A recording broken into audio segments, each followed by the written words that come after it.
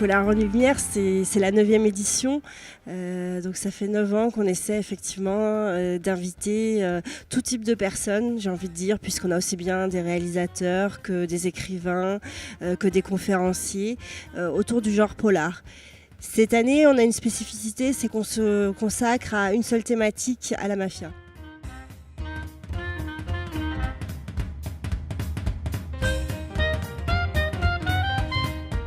Alors cette année, tous les services culturels de la ville sont impliqués de façon assez importante et depuis un moment pour mettre en place ce polar qui est consacré aux mafias.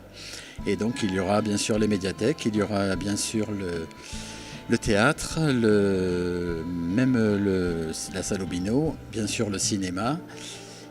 Nous allons donc fonctionner pendant une dizaine de jours avec donc plus de 45 films qui seront proposés. Une place va être donnée à la BD aussi, bien sûr, avec les fumetti qui sont des bandes dessinées fabriquées en Italie.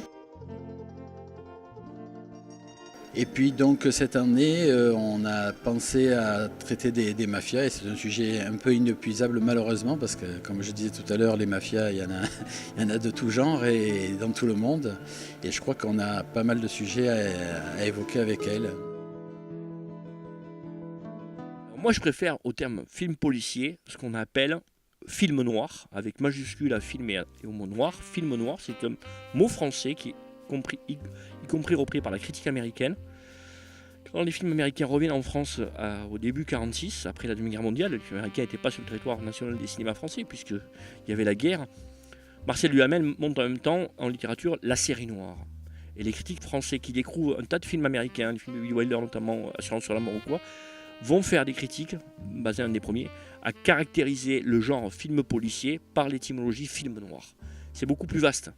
Dans les films noirs, on n'a pas forcément des policiers, on a juste des meurtres, des choses violentes, des choses qui vont être un peu les cicatrices de la société.